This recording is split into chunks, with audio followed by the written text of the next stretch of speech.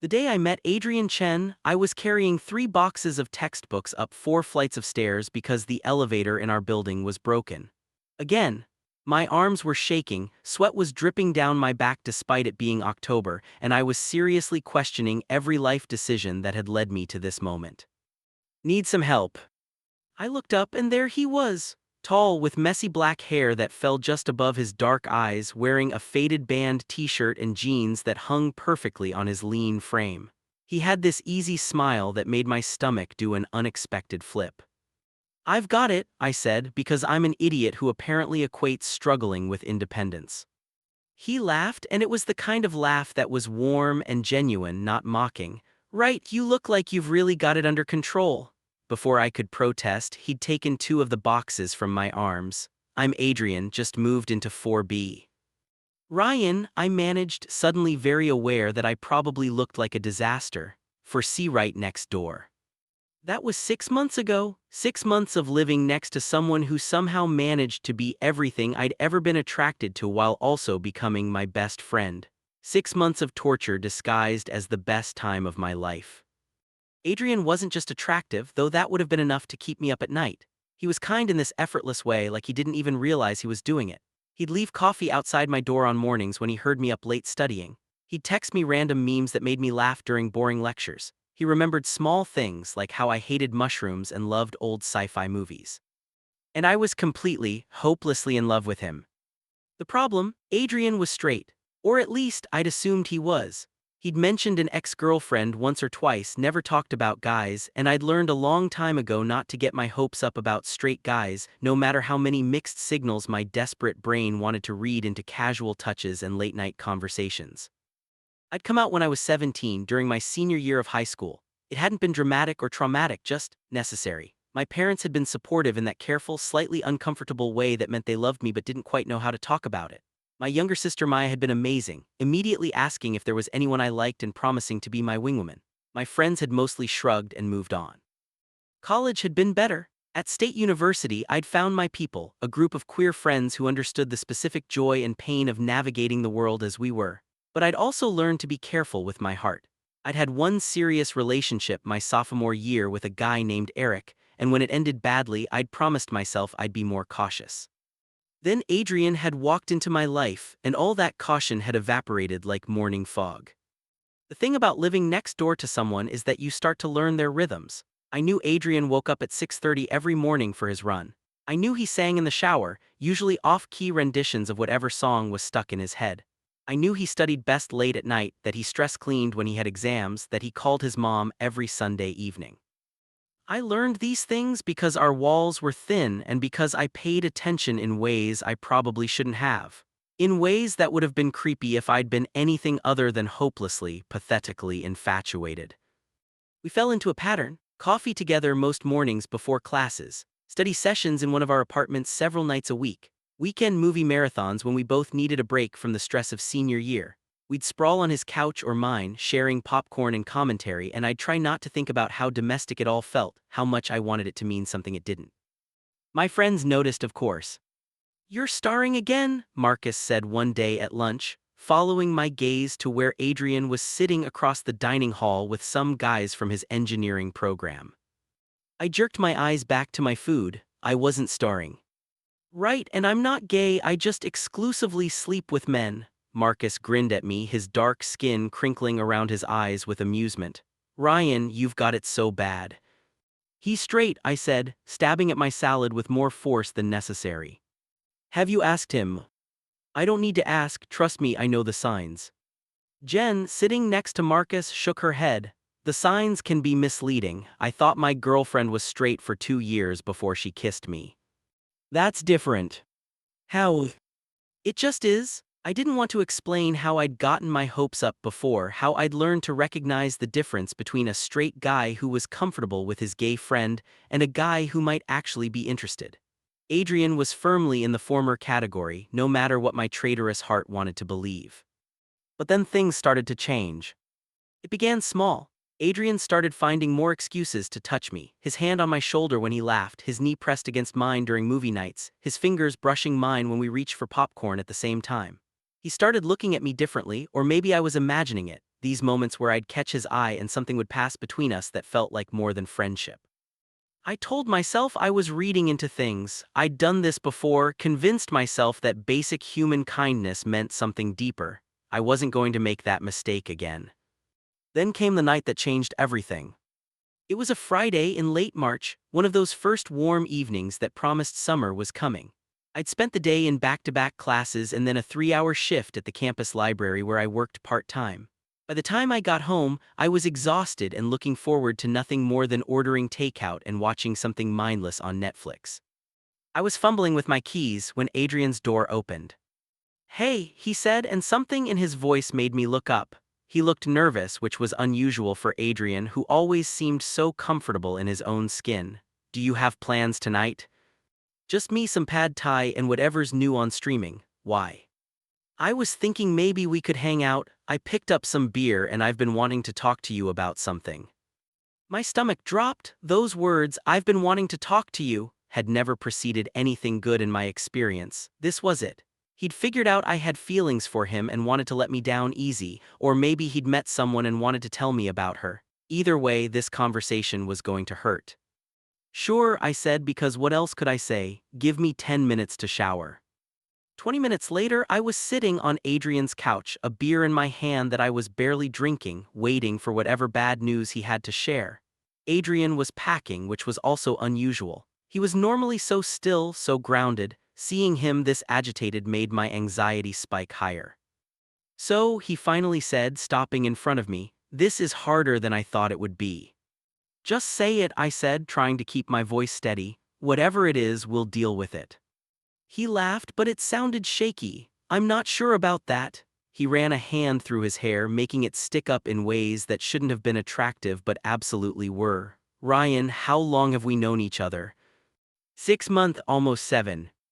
"Right, and in that time you've become one of my best friends, maybe my best friend, honestly. You get me in ways most people don't, and I feel like I can be myself around you, you know?"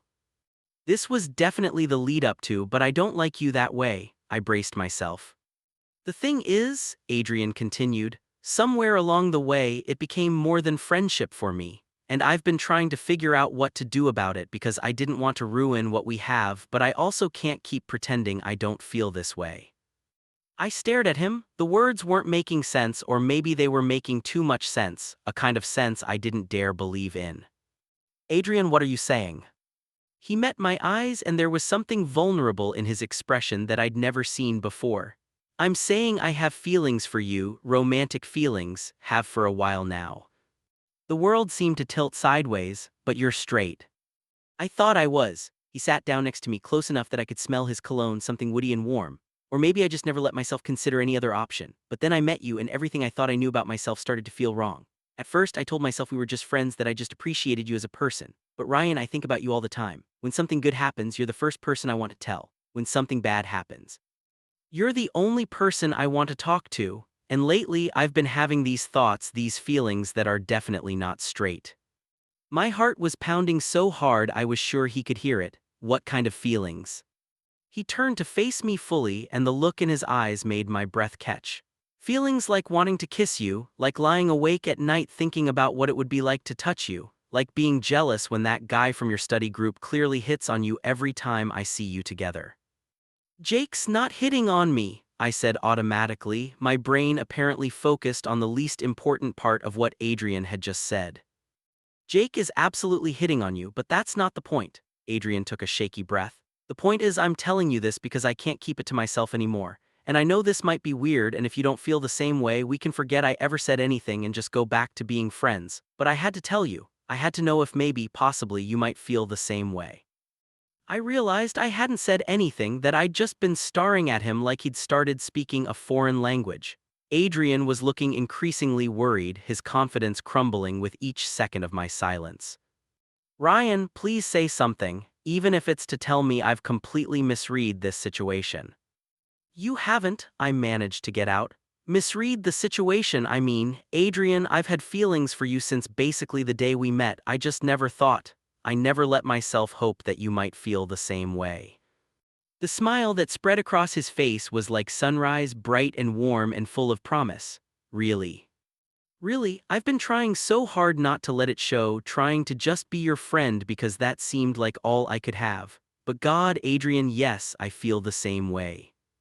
For a moment, we just looked at each other, the air between us charged with possibility. Then Adrian reached out, his hand cupping my cheek with a gentleness that made my eyes sting. "Can I kiss you?" he asked, his voice barely above a whisper. I nodded, not trusting my voice, and then his lips were on mine. I'd imagined kissing Adrian approximately 1,000 times. None of my fantasies came close to the reality. His lips were soft and warm, moving against mine with a mix of hesitation and hunger that made my whole body light up. I reached up, threading my fingers through his hair, pulling him closer, and he made this small sound in the back of his throat that sent electricity down my spine. When we finally pulled apart, both breathing hard, Adrian rested his forehead against mine. "I've wanted to do that for so long," he said. "Me too.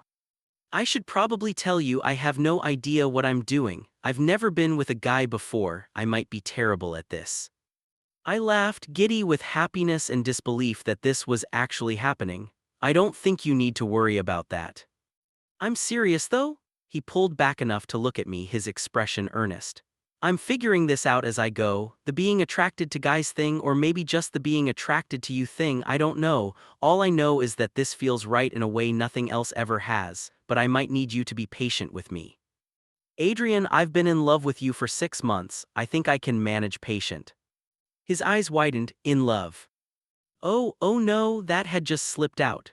"I mean, I have strong feelings, very strong feelings of the care and affection variety that could potentially be classified as—" He kissed me again, cutting off my rambling. When he pulled back, he was grinning. "I'm pretty sure I'm in love with you too, just so you know." And just like that, everything changed. The first few weeks after that night were like living in a dream. We took things slow, partially because Adrian was new to all of this and partially because we both wanted to savor every moment. Our relationship shifted in ways both big and small. Movie nights now involved cuddling on the couch, my head on his chest as his fingers traced absent patterns on my arm. Study sessions were punctuated by stolen kisses and distracted glances. The casual touches that had driven me crazy before became intentional, meaningful. But it wasn't all perfect. Adrian was working through a lot, trying to reconcile his new understanding of himself with who he'd always thought he was. There were moments of uncertainty, times when I could see the doubt creeping in. About 2 weeks in, we were lying in his bed, just lying. We hadn't gone beyond kissing yet, when he suddenly went tense. "What if I'm doing this wrong?" he asked the ceiling. I propped myself up on my elbow to look at him. "Doing what wrong?" "This, us, all of it." He turned his head to meet my eyes. "What if I'm just confused? What if I'm going to wake up one day and realize I'm not actually attracted to guys and I've ruined our friendship and hurt you in the process?" It wasn't the first time he'd expressed something like this, and it probably wouldn't be the last. I got it. Coming to terms with your sexuality, especially later than most people, was complicated. "First of all," I said gently, "you couldn't ruin our friendship. Even if you woke up tomorrow and decided this wasn't for you, I'd still care about you. You'd still be one of my favorite people." "But—" "Let me finish. Second, you're not confused, you're figuring things out, which is different. And there's no timeline for that, no right way to do it. You don't have to have all the answers right now." "But what if—" "And third," I continued, "you don't have to be attracted to all guys. Maybe you're only attracted to me. Maybe you're bi, maybe you're pan, maybe you're something else entirely. The label doesn't matter as much as how you feel. And how do you feel right now in this moment?" He was quiet for a second, then reached up to brush my hair out of my eyes. "Happy, scared, like I'm exactly where I'm supposed to be, and also free-falling with no parachute." "Yeah," I said softly, "that sounds about right." He pulled me down for a kiss, and for a while, we forgot about doubts and labels and everything except the feeling of being close to each other. But those conversations became a pattern. Adrian would spiral, worried about what this all meant, whether he was being fair to me, whether he was going to figure out he'd made a mistake. And each time I'd talk him down, reassure him, remind him that we were in this together. It was exhausting sometimes, if I'm being honest. There were moments when I wanted to shake him and tell him to stop overthinking, to just trust what we had. But I also understood. I'd had years to come to terms with my sexuality. Adrian was doing it in real time with an audience of one who he cared deeply about hurting. My friends had mixed reactions when I finally told them. Marcus was thrilled. I knew it, I knew he was into you. You literally said nothing about that, I pointed out. I was being supportive of your incorrect assumption that he was straight, but I had a feeling. Jen was more cautious. Just be careful, she said. Guys who are figuring out their sexuality can be unpredictable. I don't want you to get hurt. I'm being careful, I assured her, even though I wasn't sure that was true. How could you be careful when you were already in love? The bigger challenge was deciding how open to be about our relationship. Adrian wasn't ready to come out broadly, which I understood, but it meant sneaking around in ways that sometimes felt like we were doing something wrong. We couldn't hold hands on campus, couldn't kiss in public, had to be careful about how we interacted around other people. When his friends from the engineering program came over, I had to leave or pretend I was just his neighbor who happened to be hanging out. It bothered me more than I wanted to admit. I'd been out for years, and going back into the closet, even partially, felt claustrophobic. But every time I thought about bringing it up, I'd remember the panic in Adrian's eyes when he'd first told me about his feelings, and I'd swallow my frustration. I'm sorry, Adrian said one night after his friends had left and I'd come back over. I know this is hard on you. It's fine, I lied. It's not fine, you shouldn't have to hide. He pulled me close, wrapping his arms around me. I just need a little more time. I want to be sure before I tell everyone, I want to be solid in this. I get it, I said, and I did. But understanding something intellectually and being okay with it emotionally were two different things. The breaking point came about a month into our relationship. Adrian's parents were visiting for the weekend, and he'd mentioned multiple times that he was going to introduce them to his neighbor and good friend Ryan. Just his friend, not his boyfriend, not someone he was seeing. His friend. I'd smiled and said that was fine, that I understood, but inside I was screaming. His parents were staying in a hotel, but they were taking Adrian out for dinner on Saturday night and he'd invited me along as his friend. I almost said no, I should have said no. But some masochistic part of me agreed because I wanted to meet the people who'd raised the man I loved, even if I had to pretend to be something I wasn't. The dinner was torture. Adrian's parents were lovely, warm, and welcoming, asking me about my major and my plans after graduation. Adrian's mom kept commenting on how nice it was that Adrian had found such a good friend, how she worried about him being lonely so far from home. Every time she said friend, it felt like a knife twisting in my chest. Adrian kept giving me these apologetic looks that only made it worse. He knew what this was doing to me and was doing it anyway. When we got back to the building that night, I went straight to my apartment without saying goodbye. Adrian followed me. Ryan, wait. I'm tired, Adrian, I'll see you tomorrow. You're mad at me. I turned to face him and all the frustration I'd been swallowing down came pouring out. Yeah, I'm mad at you. I'm mad that I had to spend the entire evening pretending to be something I'm not. I'm mad that your mom kept talking about how she hopes you'll meet a nice girl soon and I had to just sit there and smile. I'm mad that you introduced me as your friend when I'm so much more than that. I told you I wasn't ready. I know what you told me, and I've been patient, Adrian, I've been so patient, but tonight was humiliating. Sitting there, watching you lie to your parents about us, about me, do you know how that felt? I wasn't ready to tell them yet, Adrian said, his voice rising to match mine. This is all still new for me, Ryan, I'm still figuring it out. I can't just come out to my parents when I'm not even sure. He stopped, but the damage was done. Not even sure about what? I asked quietly. About being into guys, about being into me. What exactly are you not sure about, Adrian? That's not what I meant. Then what did you mean? I don't know, he ran his hands through his hair, frustrated. I just know that I'm not ready for my parents to know yet. Is that really so terrible? It is when you expect me to play along, when you expect me to go back into the closet for you. I could feel tears stinging my eyes and hated myself for it.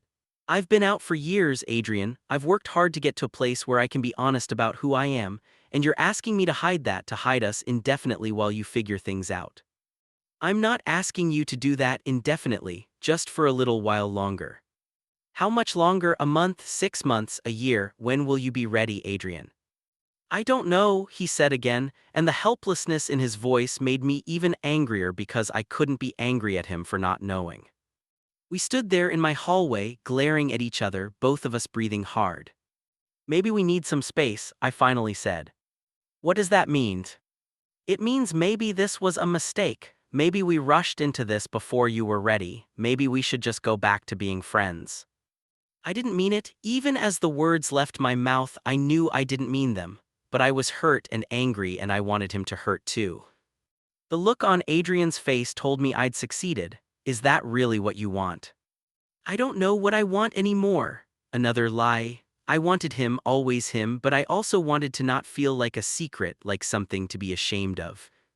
Fine, Adrian said, his jaw tight. If that's what you want, we'll take some space.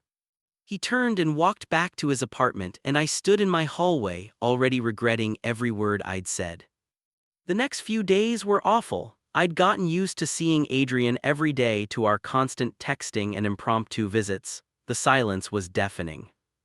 I'd see him in the hallway sometimes, and we'd exchange awkward nods before hurrying to our respective apartments. I'd hear him through the walls, going about his daily routine, and it felt like losing a limb. Marcus tried to help. You need to talk to him. I know. So why haven't you? Because I don't know what to say. I was right to be upset, but I also handled it terribly. And I don't know how to fix it without either apologizing for having boundaries or asking him to do something he's not ready for. Relationships are about compromise, Jen offered. Maybe there's a middle ground you're both missing. But what was the middle ground between being out and being closeted? I couldn't think of one. A week after our fight, I was studying in my apartment when there was a knock on my door. My heart leapt, hoping it was Adrian, but it was his mom. Mrs. Chen, I said, surprised, I thought you'd gone back home. We were supposed to leave yesterday, but our flight got canceled, so we're stuck here another day. I was hoping to talk to you, actually. Is now a good time? This couldn't be good. Sure, come in. She settled on my couch, looking around my small apartment with interest. You've made this space very cozy. Thanks. I sat in the chair across from her, my mind racing. Did she know? Had Adrian told her? I wanted to apologize, she said, which was not at all what I'd been expecting. For the other night at dinner, I could tell you were uncomfortable, and I realized afterward that I'd probably said some things that were insensitive. I blinked at her. I don't understand. She smiled gently. Ryan, I've known my son was different since he was young. I didn't know exactly how or what that meant, but a mother knows these things. And when he introduced you as his friend but looked at you the way he did, I understood. My mouth went dry. Mrs. Chen, I'm not asking you to confirm or deny anything. That's between you and Adrian. But I wanted you to know that if my son cares about you in whatever way that might be, I'm happy for him, and I'm sorry if I made you feel like you had to hide who you are. I didn't know what to say. Adrian's mom was sitting in my living room, basically telling me she was okay with her son being queer, and Adrian didn't even know. Does Adrian know you feel this way? I asked.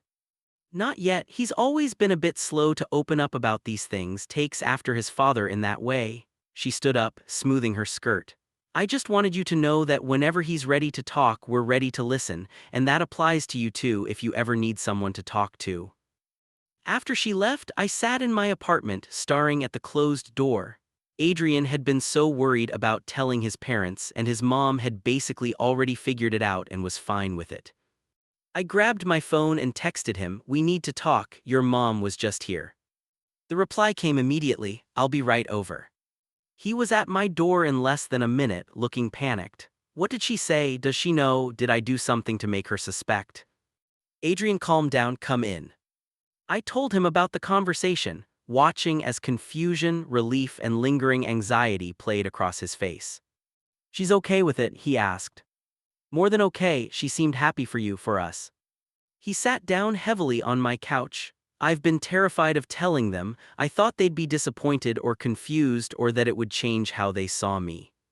And now I feel like an idiot for not trusting them. He looked up at me. And for not trusting us. Ryan, I'm so sorry, you were right about everything. I've been asking you to hide who you are to make yourself smaller because I was scared. That wasn't fair to you. I sat down next to him, not quite touching. I'm sorry too, for suggesting we should break up. I didn't mean it. I know, I didn't think you did, but it still hurt to hear. He reached for my hand, tentative. Can we try again, and can I promise to do better this time? What does doing better look like? It looks like me being honest about us, with my parents, with my friends, with anyone who matters. I'm not saying I'm ready to shout it from the rooftops, but I don't want to hide you anymore. You deserve better than that. I squeezed his hand. I don't need you to shout it from the rooftops. I just need to know that you're not ashamed of this, of us. I'm not ashamed. I'm terrified and excited and overwhelmed, but I'm not ashamed. He brought my hand to his lips, kissing my knuckles softly. You're the best thing that's happened to me, Ryan. I don't want to lose that because I'm too scared to be brave. You won't lose me, I promised. But we need to be able to talk about this stuff. When something's bothering one of us, we need to say it before it builds up like this. Agreed, communication, we'll work on that. Together. Together, he confirmed and kissed me. Adrian told his parents the next morning before they left for the airport. He called me right after, his voice shaking with adrenaline and relief. How did it go? I asked. My dad gave me a hug and told me he loved me no matter what. My mom said she'd already figured it out and was just waiting for me to be ready to talk about it. And then they both told me they want to meet you properly, as my boyfriend this time. The word boyfriend sent a little thrill through me. We hadn't actually used that label yet, had been dancing around it with dating and seeing each other. Your boyfriend, I teased. I could hear the smile in his voice, if that's okay with you. Yeah, Adrian, that's very okay with me. His parents rescheduled their flight to later that afternoon so they could have lunch with us. This time when Adrian introduced me, he said, Mom, Dad, this is Ryan, my boyfriend. His mom hugged me, which I hadn't been expecting. It's so nice to really meet you, Ryan. Lunch was completely different from the dinner earlier that week. Adrian's parents asked questions about us, about how we met and when we'd started dating. They wanted to know about my family, my plans for after graduation. Adrian's dad, who'd been mostly quiet at the previous dinner, opened up about his own college experience, about the friends he'd made and lost touch with over the years. Don't make that mistake, he told us. When you find people who matter to you, hold on to them. After they left, Adrian was practically glowing. That went so well. It really did. Your parents are great. They really are. He pulled me close right there on the sidewalk outside the restaurant. Thank you. For what? For being patient with me, for not giving up on me when I was being an idiot, for being you. I kissed him, not caring who saw, always. Telling his friends was next. Adrian decided to start with his roommate from freshman year, Marcus Wu, different Marcus from my Marcus. They'd stayed close even after getting different housing, and Adrian trusted him. I wasn't there for that conversation, but Adrian told me about it later. Marcus had been surprised but supportive, asked a lot of questions about how Adrian had figured it out and how long we'd been together. He'd also immediately asked when he could meet me properly. He wants us all to hang out this weekend, Adrian told me, if you're comfortable with that. Of course I am. I want to meet your friends. The group hangout was at a local bar near campus. Besides Marcus Wu, there was Chen's friend from his engineering program, a guy named Tyler, and Tyler's girlfriend Sarah. I was nervous, worried they'd judge me or think I'd converted Adrian or something, but they were all welcoming. Ryan, Marcus Wu greeted me enthusiastically. Adrian talks about you constantly. It's actually kind of annoying how much he talks about you. Adrian elbowed him. Shut up. It's true though, Ryan said the funniest thing. Ryan and I watched this movie. Did you know Ryan? Okay, I get it, Adrian said, his ears turning red. He looked at me. I might have mentioned you a few times. A few hundred times, Tyler added with a grin. The evening was fun, easy in a way I hadn't expected. Adrian's friends clearly cared about him and were happy to see him happy. At one point, Sarah pulled me aside. I just want you to know, she said, we've known Adrian for 3 years and we've never seen him like this before. Whatever you two have, it's good for him. It's good for me too, I told her honestly. The next challenge was telling my family. I'd mentioned Adrian to them before the way you mention any friend, but actually telling them I was dating him was different. I called my mom on a Tuesday evening, packing my apartment nervously. "Honey, what's wrong?" she asked immediately. "You sound stressed." "Nothing's wrong exactly, I just wanted to tell you something." I took a breath. "I'm seeing someone, dating someone. His name is Adrian and he's really great and I wanted you to know." "Oh Ryan, that's wonderful, tell me about him." I'd been expecting the third degree, the concerned parent questions, but my mom just sounded happy for me. I told her about Adrian, about how we'd met and become friends first, about how we'd been together for almost 2 months now. "He sounds lovely, when do we get to meet him?" "Maybe over summer break, if things are still going well." "Things will be going well," my mom said with the confidence only a mother can have. "I can hear it in your voice when you talk about him." My sister Maya was even more enthusiastic when I told her. "Finally, I've been waiting for you to meet someone good. The last guy you dated was such a jerk." "Eric wasn't that bad." "Eric made you cry and then ghosted you for 2 weeks before officially breaking up with you. He was terrible." She paused. "But this Adrian sounds better. When can I meet him? Can I come visit? I want to make sure he's good enough for my big brother." "You can come visit anytime, May, just maybe give me a heads up first." With our families and friends knowing, things felt more real somehow. We weren't hiding anymore, weren't constantly looking over our shoulders. We could hold hands walking across campus, kiss goodbye before classes, be affectionate in front of other people. It was liberating. As spring turned to summer, Adrian and I fell into a comfortable rhythm. We were still learning each other, still figuring out what worked for us as a couple, but we were doing it together. Adrian became more comfortable with physical affection. Those first weeks he'd been hesitant, always asking permission before kissing me or holding my hand. But as time went on, he relaxed into it. He'd pull me close while we watched movies, kiss me spontaneously when something made him happy, rest his hand on my knee during study sessions. We also had our first real conversation about physical intimacy beyond kissing. It happened one night in late April when things were getting heated on his couch. We'd been making out for probably 20 minutes and I could feel the tension building between us, the want becoming almost unbearable. Adrian pulled back, breathing hard. "Ryan, I think I'm ready to, but I don't really know what I'm doing."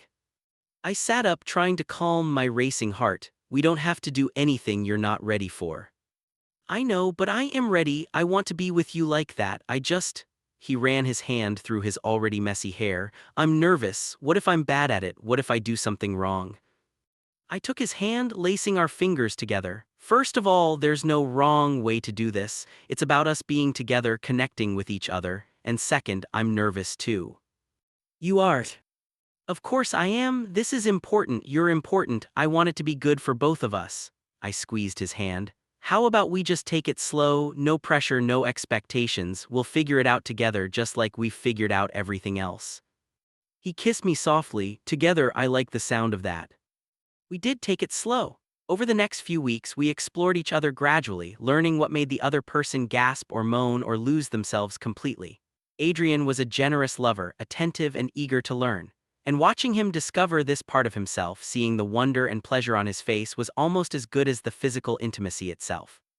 The first time we actually slept together, really slept together, was on a rainy Saturday in early May. We'd been building toward it for weeks, and when it finally happened, it felt inevitable and perfect and slightly awkward in the way first times often are. Afterward, lying tangled together in his bed, Adrian traced patterns on my chest. He started. "Yeah, I agreed. I mean, it was good, really good, but also kind of messy, weird, not quite like we'd imagined." He laughed. "All of that, but also better than I'd imagined somehow, because it was us." I kissed the top of his head. "It'll get better, we'll get better at it." "I'm looking forward to lots of practice," he said with a grin that was absolutely wicked. As finals approached, we supported each other through the stress. Adrian had a massive engineering project due, and I had 3 research papers and a presentation.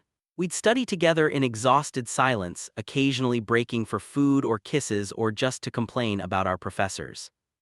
The night before my last final, I had a complete breakdown. I was in Adrian's apartment, surrounded by note cards and textbooks, and suddenly it all felt like too much. I can't do this, I said, my voice cracking. I'm going to fail and not graduate and. Adrian pulled me into his arms, holding me tight. You're not going to fail, you're one of the smartest people I know, Ryan. You've studied so hard for this. But what if it's not enough? What if I blank during the exam? What if? Hey, he tilted my face up to look at him. You're spiraling, take a breath with me, okay? We breathed together, his steady presence grounding me. When I'd calmed down, he made me tea and quizzed me on my note cards until I felt more confident. Then he made me stop studying and watch a comedy with him until I fell asleep on his shoulder. I aced the final. As the semester ended and our senior year loomed ahead of us, we had to make decisions about summer. Adrian had an internship lined up in Seattle at a tech company. I had the option to stay in town and work at the library, or I could go home to Denver for the summer. The thought of being apart from Adrian for 3 months made my chest tight, but I also knew this was important for his career. We had dinner at our favorite Thai place to talk about it. You should go to Seattle, I told him. This is an amazing opportunity. I know, but 3 months is a long time. He played with his pad thai, not eating. Long distance is hard. It is, but we can make it work. Video calls, texting, maybe I can visit once or twice if I save up enough. You could come with me, Adrian said suddenly. What? Come to Seattle, you could find a summer job there, we could get a place together. It doesn't have to be long distance if we don't want it to be. The idea was tempting but also scary. Moving in together after only a few months of dating, that seemed fast. But then again, we'd basically been living together anyway, spending almost every night in one of our apartments. Are you sure? I asked. That's a big step. I'm sure, Ryan, I love you. I don't want to spend the summer missing you when we could be together. He'd said it so casually, like it was just a fact. I love you. My heart felt like it might burst out of my chest. You love me. He looked up, seeming to realize what he'd said. Yeah, I do. I have for a while now. I wasn't sure when the right time to say it was. I love you too, I said, my voice barely above a whisper. So much. We grinned at each other like idiots across the table, and then Adrian was flagging down our server. Can we get this to go? We barely made it back to his apartment before we were all over each other, laughing and kissing and murmuring, I love you between breaths. In the end, I did go to Seattle with him. We found a tiny sublet apartment in Capitol Hill, barely bigger than our dorm rooms but perfect for us. I got a job at a bookstore and Adrian started his internship. Living together was an adjustment. We'd spent a lot of time together before, but actually sharing a space full-time meant learning each other's quirks in new ways. Adrian was a morning person who liked to go for runs at dawn. I was definitely not a morning person and tended to stay up late reading. Adrian was meticulously organized. I was more of a creative chaos person. We had our first real domestic argument about dirty dishes. I just don't understand why you can't put them directly in the dishwasher, Adrian said, clearly trying to stay calm. I do put them in the dishwasher, eventually. Eventually isn't the same as right away. They sit in the sink for days, Ryan. They sit for like 1 day, maybe 2. 3, they sat there for 3 days last week. I knew he was right, which made me defensive. Okay, fine, I'll do better about the dishes, but can we talk about how you reorganize my bookshelf every time you walk past it? I have a system, Adrian. Your system is chaos. It's organized chaos. We stared at each other and then Adrian started laughing. We're fighting about dishes and bookshelves. Very domestic of us, I agreed, feeling my own anger dissolve into laughter. How about this? Adrian proposed. I'll stop reorganizing your bookshelf if you promise to at least rinse your dishes before they sit in the sink. Deal. We learned to navigate each other's habits, to communicate better, to pick our battles. And despite the occasional argument about household chores, living with Adrian was wonderful. I loved waking up next to him every morning, loved cooking dinner together in our tiny kitchen, loved the quiet evenings spent reading or watching TV curled up together on our secondhand couch. About halfway through the summer, my family came to visit. My parents and Maya drove up from Denver for a long weekend and I was terrified. They're going to love you, I told Adrian for the 100th time as we cleaned the apartment. You don't know that. I do know that. My mom already loves you from our phone calls, and Maya is predisposed to love anyone who makes me happy. What about your dad? I paused. My dad had been supportive when I came out, but he'd also been the quietest about it. We didn't talk about my dadding life much. My dad will come around, he just needs time to adjust to things. Adrian looked unconvinced, but before he could respond, there was a knock at the door. My family descended on our apartment like a cheerful tornado. My mom immediately hugged Adrian, my sister started asking him a million questions, and my dad shook his hand formally. We took them around Seattle, showing them Pike Place Market and the Space Needle and our favorite coffee shop. The whole time I watched my dad watching Adrian, trying to gauge his reaction. On the second day, while my mom and Maya were in a bookstore and Adrian was using the restroom, my dad pulled me aside. He seems like a good guy, he said. He is. And he treats you well. Dad, he treats me amazingly. He's it for me, I think. My dad nodded slowly. I can see that, the way you look at each other. He paused, seeming to struggle with something. I'm sorry if I haven't been as supportive as I should have been. When you came out, I didn't know how to talk about it, but seeing you this happy, seeing you with someone who clearly cares about you this much, I'm glad you found him, Ryan. I hugged my dad, something I hadn't done in years. Thanks, Dad. That night, over dinner at a seafood restaurant overlooking the water, Maya regaled us with embarrassing stories from my childhood while my mom asked Adrian about his internship and his plans for after graduation. My dad was quieter but engaged, asking thoughtful questions and even laughing at Adrian's jokes. After they left, Adrian and I lay in bed, exhausted but happy. That went well, he said. It really did. I told you they'd love you. Your sister is terrifying, by the way. She threatened to hunt me down if I ever hurt you. I laughed. Yeah, that sounds like Maya. I like her. I like all of them. He rolled over to face me. My parents want to visit next month. Are you okay with that? Of course, I already met them, remember. I know, but that was different. This time they'll be staying with us, seeing us actually living together. It's more real. Adrian, we live together and sleep in the same bed. It doesn't get much more real than that.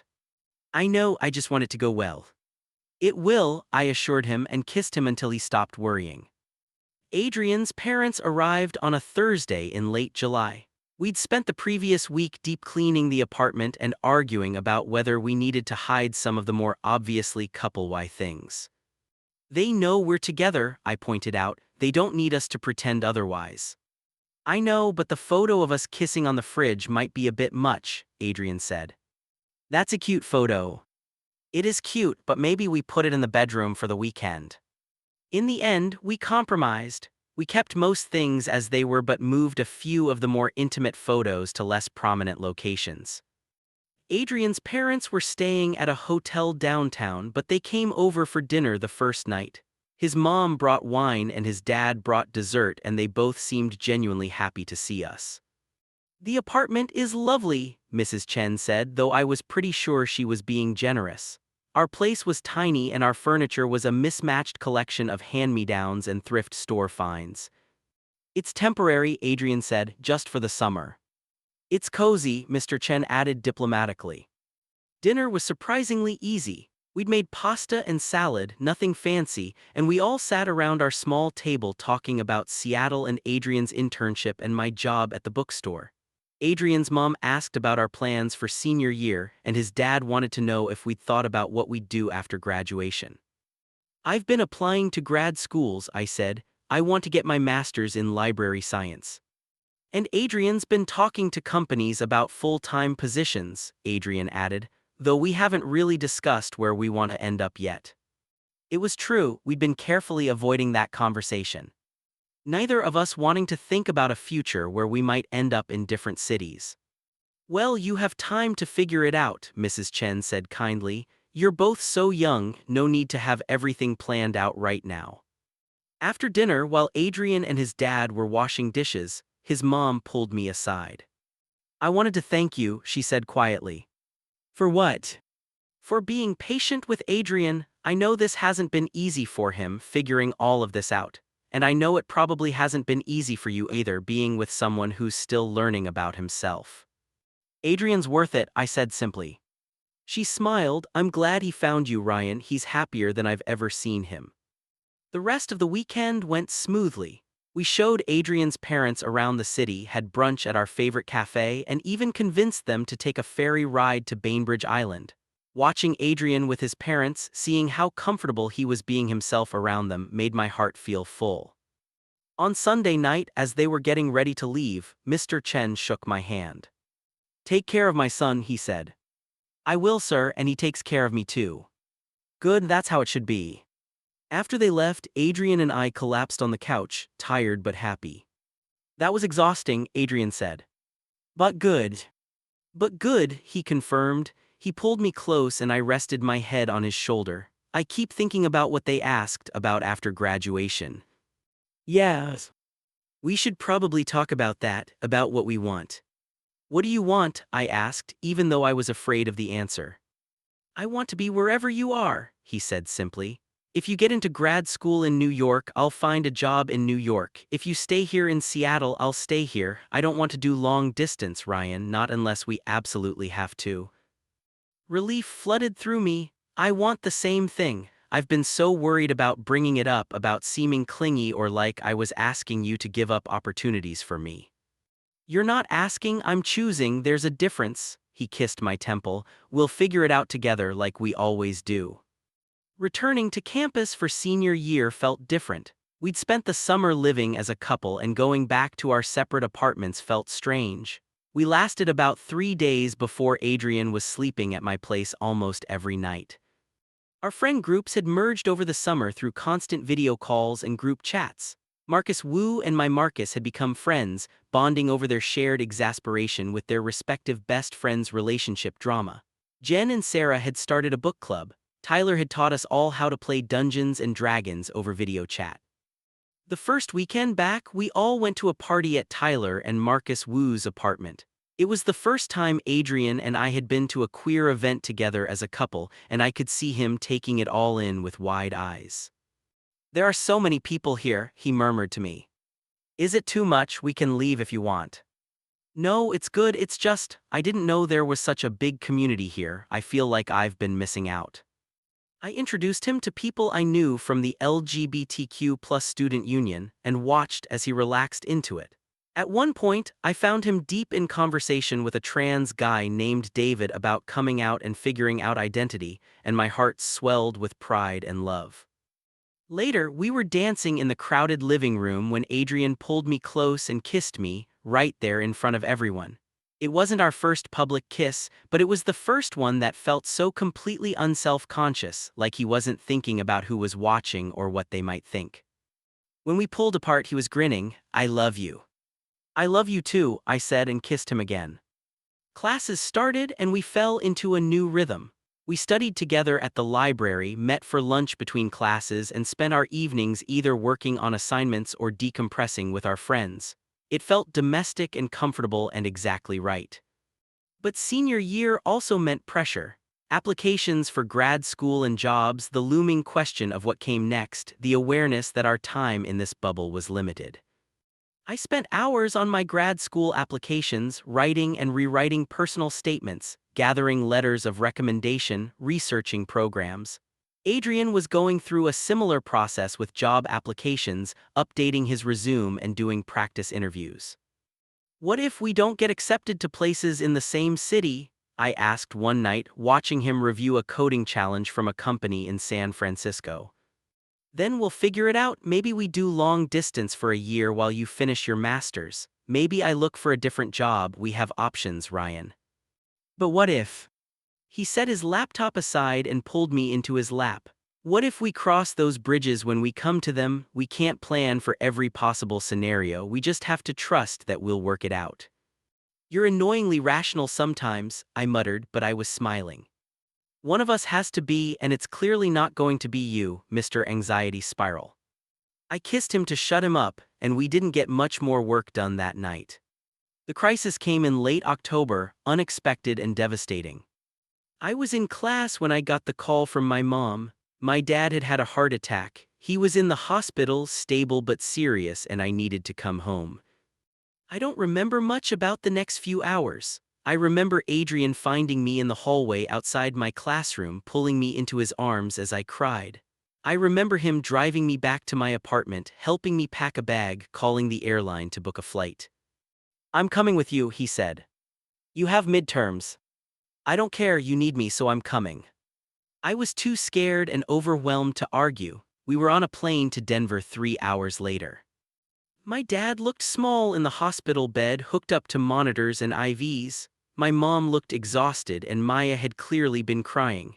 I hugged them both and then went to sit by my dad's bedside. "Hey kiddo," he said, his voice weak. "Hey dad, you scared us." "Scared myself too." He looked past me to where Adrian was standing uncertainly in the doorway. "You brought Adrian. I hope that's okay." "Of course it's okay, come here son." Adrian approached the bed and my dad reached out to shake his hand, then pulled him into an awkward half-hug. "Thank you for taking care of my boy," my dad said. "Always," Adrian replied. The next few days were a blur of hospital visits and difficult conversations with doctors. My dad needed bypass surgery and there were risks. My mom was trying to stay strong, but I could see her cracking under the pressure. Adrian was my rock through all of it. He made sure I ate, held me when I needed to cry, and gave me space when I needed to be alone. He charmed the hospital staff into letting us stay past visiting hours and kept Maya distracted with card games in the waiting room. The night before my dad's surgery, I couldn't sleep. Adrian and I were staying at my childhood home in my old bedroom with its posters and trophies and memories of a simpler time. I was lying in bed, staring at the ceiling when Adrian spoke. "He's going to be okay." "You don't know that." "No, but I believe it. Your dad's strong, Ryan. He's going to get through this." I rolled over to face him. "I'm scared." "I know, it's okay to be scared. What if I lose him? What if I never got to tell him how much he means to me? We've never been great at talking about feelings, and now there might not be time." "Hey," Adrian cupped my face in his hands. "He knows, parents always know, but you'll have the chance to tell him yourself when he wakes up from surgery tomorrow." "How are you so sure?" "Because the alternative is unacceptable, so I'm choosing to believe in the positive outcome." I laughed despite myself. That's not how reality works.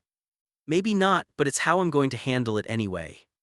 The next morning, we all gathered in the waiting room while my dad was in surgery. 4 hours that felt like 40. My mom paced, Maya sat curled up with her head on my shoulder, and Adrian kept his arm around me, steady and grounding. When the surgeon finally came out, I couldn't read her expression. My heart stopped. "The surgery went well," she said, and I could breathe again. "We were able to bypass all the blocked arteries. He'll need time to recover and he'll have to make some lifestyle changes, but the prognosis is good." My mom burst into tears and Maya hugged me so hard I thought my ribs might crack. Adrian squeezed my hand and I squeezed back, grateful beyond words that he was there. We stayed in Denver for another week while my dad recovered. Adrian missed his midterms, which he insisted he didn't care about, though I felt guilty anyway. We talked to his professors when we got back, figure out makeup exams. One afternoon when my dad was awake and alert, he asked to talk to me alone. Adrian took Maya to the cafeteria and my mom went to make some phone calls. "I've been thinking," my dad said. "When you're lying in a hospital bed thinking you might die, you think about a lot of things, and one thing I kept thinking about was that I've never told you how proud I am of you." "Dad." "Let me finish. I'm proud of the man you've become. I'm proud of how you've stayed true to yourself even when it was hard. I'm proud of your compassion and your intelligence and your terrible taste in music." I laughed, tears streaming down my face. "And I'm glad you found Adrian. He's good for you. He loves you in this obvious, uncomplicated way that makes me feel better about eventually not being around to look out for you." "Don't talk like that." "I'm not going anywhere yet, don't worry, but someday, and when that day comes, I'm glad you'll have him. Hold on to that, Ryan. Love like that doesn't come around often." "I will, Dad, I promise." When we finally flew back to campus, I felt like I'd aged years in the span of 2 weeks. My dad was recovering well, but the scare had shaken me. It had reminded me how fragile everything was, how quickly things could change. Adrian and I were lying in my bed, finally back in our own space, when I said, I don't know what I would have done without you these past 2 weeks. You would have gotten through it, you're stronger than you think. Maybe, but I'm glad I didn't have to do it alone. I turned to face him. You missed your midterms for me. They're just exams, they can be retaken, you can't be replaced. I love you so much. I love you too, he kissed me softly. And your dad's right, we do have something special, something worth holding onto. Always, I promised. November and December were consumed by applications. I applied to 8 graduate programs in library science, trying to cast a wide net geographically so Adrian would have options for where to look for jobs. He was applying to companies all over the country, trying to match his applications to cities where I'd applied to schools. It was stressful and complicated, trying to coordinate 2 different job searches and hoping they'd align somehow.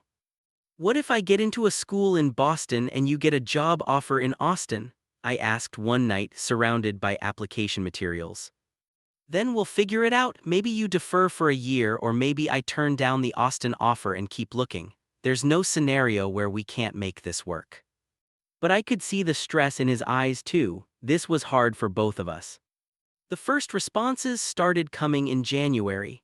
Adrian got a job offer from a company in Seattle, good salary and benefits, exactly the kind of position he'd been hoping for.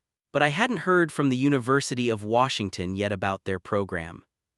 Then I got accepted to Columbia in New York with a generous scholarship, a dream program, one of the best in the country, in a city 3,000 miles from Seattle.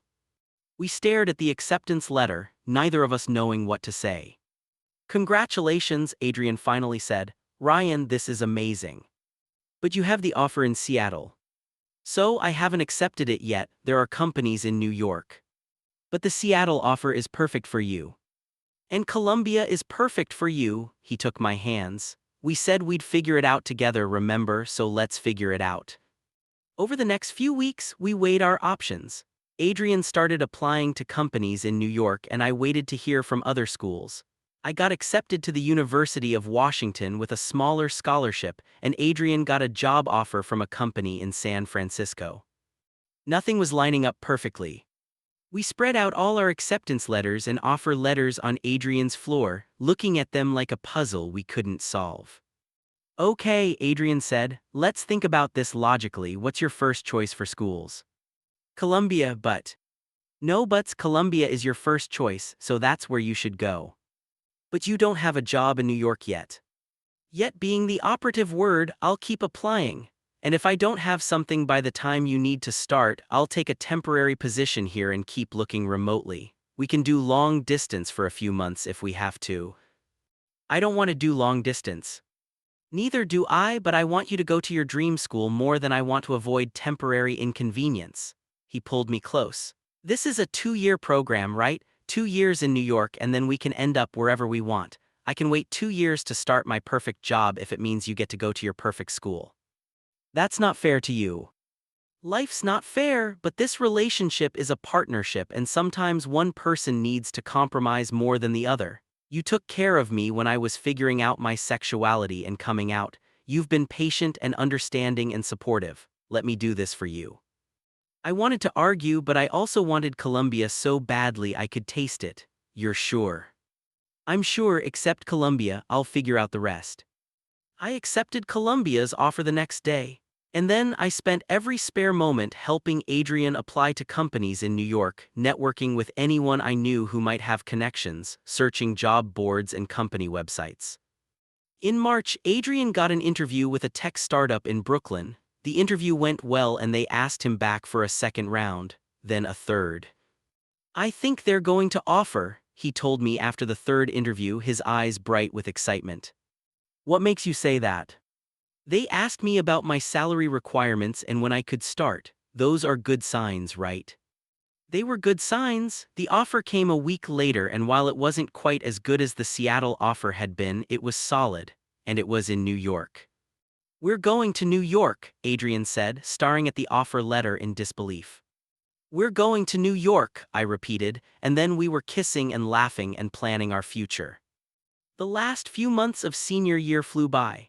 We had to finish our classes, find an apartment in New York, which was an adventure in itself, given the insane rental market, and prepare to say goodbye to the friends and places that had become so important to us. Our last week on campus, our friend group threw us a joint going-away party. It was bittersweet, celebrating our futures while mourning the end of this chapter. "Promise you'll visit," Jen said, hugging me tight. "Promise you'll come to New York," I countered. Obviously, Sarah and I are already planning a trip. Marcus Wu pulled Adrian aside and I watched them talk seriously for a few minutes before hugging. Later, I asked Adrian what they'd said. "He told me to take care of you, and that if I ever hurt you, he knows people in New York who would make me disappear." "He does not." That's what I said, but he just smiled mysteriously. My Marcus's goodbye was harder. We'd been friends since freshman year, been through so much together. "I'm going to miss you so much," I told him. "I'm going to miss you too, but I'm so happy for you, Ryan. You and Adrian, you're like a romance novel come to life. It's disgusting and beautiful, and I love it. We'll video call all the time." "You better. I need to live vicariously through your New York adventures." Graduation itself was a blur of ceremonies and photos and family.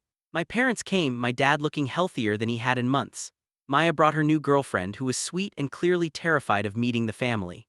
Adrian's parents flew in, and both sets of parents got along wonderfully, which was both a relief and slightly embarrassing as they swapped stories about us. There was a moment during the ceremony when I looked over at Adrian in his cap and gown and was hit by the enormity of everything. A year ago, we'd been friends. 6 months ago, we'd been figuring out how to be in a relationship. And now we were graduating and moving across the country together, building a whole life. He must have felt me looking because he turned and smiled, and I smiled back, and it felt like a promise. After graduation, we had one more week to pack up our lives and say final goodbyes. We spent our last night in our apartments, curled up on Adrian's couch with wine and takeout. "Are you scared?" I asked.